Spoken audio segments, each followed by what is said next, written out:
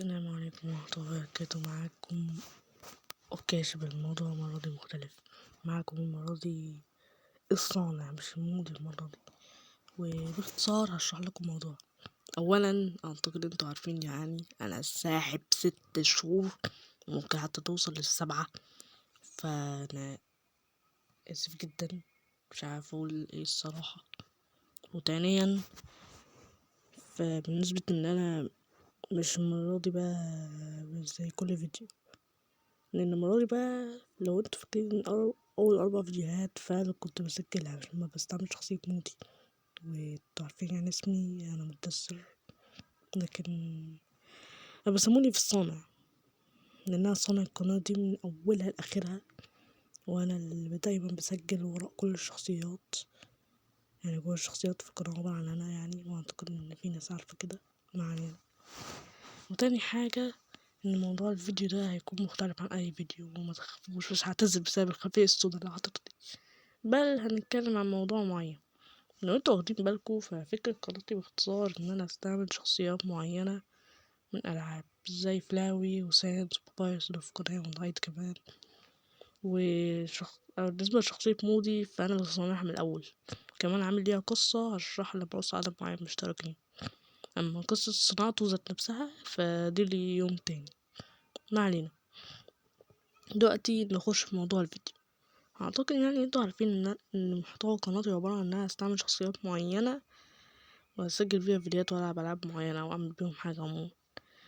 فانا الصراحة يعني مش اول واحد يعمل الفكرة دي، هو طبعا مش اول واحد، في مليار واحد في اليوتيوب ممكن يكون عملها، لكن المهم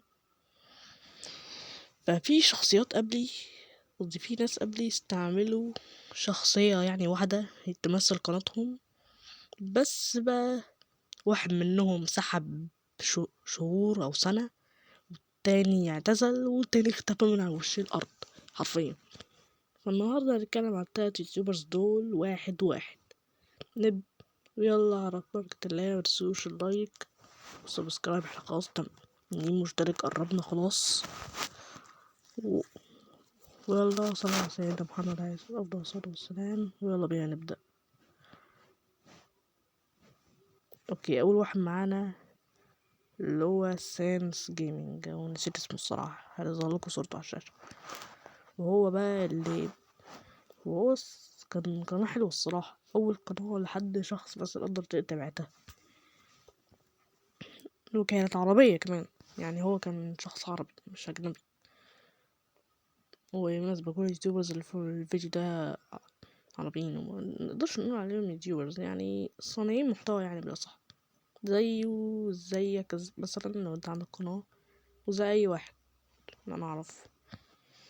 المهم بقى إنه كان شخص عادي زي واحد بينزل فيديوهات لعبة معينة، وكان نفس حس الفكاهي بتاع سانس الصراحة، وكان قناة كويسة. يعني آخر فيديو نزله وصل لأكتر من بقاله سنة حرفيا. والموضوع ده الصراحة ما كنتش عارف لحد ما تواصلت، قدرت أتكلم معاه أنا شخصيا وعرفت السبب. الراجل طلع داخل جامعة وبيدرس طب عيون وما عندوش وقت خالص، وكمان شغفه مبقاش زي زمان في صناعة المحتوى. فبقى ايه، سحبت الأرض، السحب بقاله سنة تقريبا زي ما أنا قلت. فبقى ايه، اللي كان هو مقالش يعني انه اعتزل بشكل رسمي، بس هو يعني ساحب بس، ففي اي لحظة ممكن يرجع حرفيا. يب، ده كل كلامي على سانت جيمنج، وننتقل للصانع المحتوى اللي بعده. اوكي، صانع المحتوى اللي بعده اللي معانا اللي هو بابايرز جيم. اي والله اسم القناة كده محدش يقول لي حاجة. فباختصار الراجل ده اعتزل رسميا، هو ما قالش، بس اليوتيوبر اللي بعده اللي هقولكوا اللي اختفى على وش الارض كان قال انه اعتزل في اخر فيديو كان نزله، وقبل ما يحذف قناته. الموضوع انا هوصل له بعدين.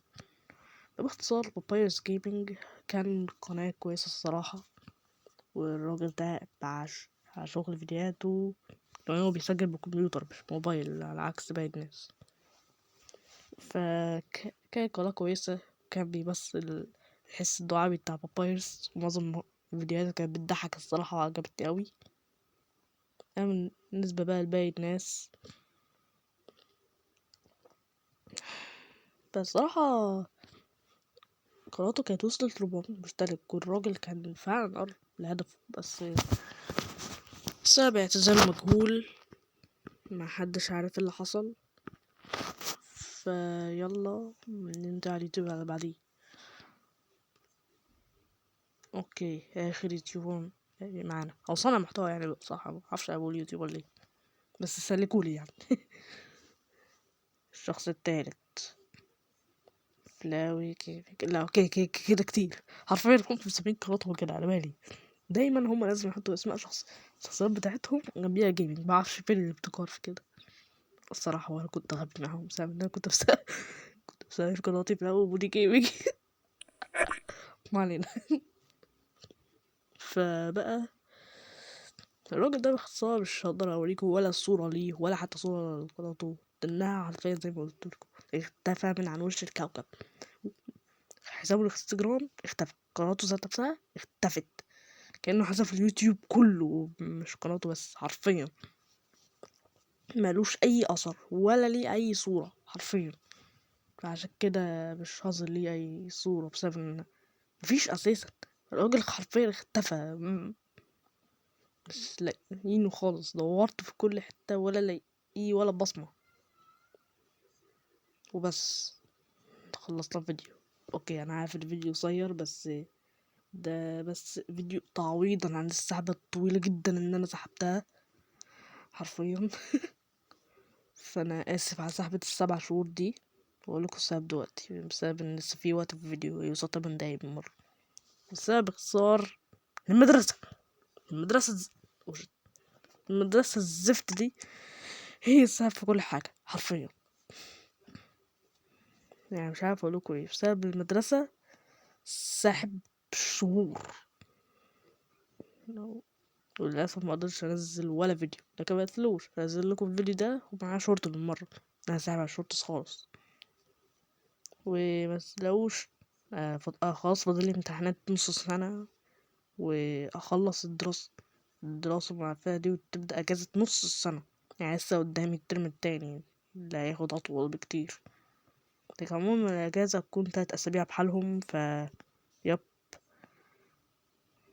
فمتقلقوش، السحبة مش هتطول زيادة عن اللزوم زي المرة اللي فاتت. والله صدقكم فرح. ما تنسوش الصلاة على نبينا محمد عليه أفضل الصلاة والسلام.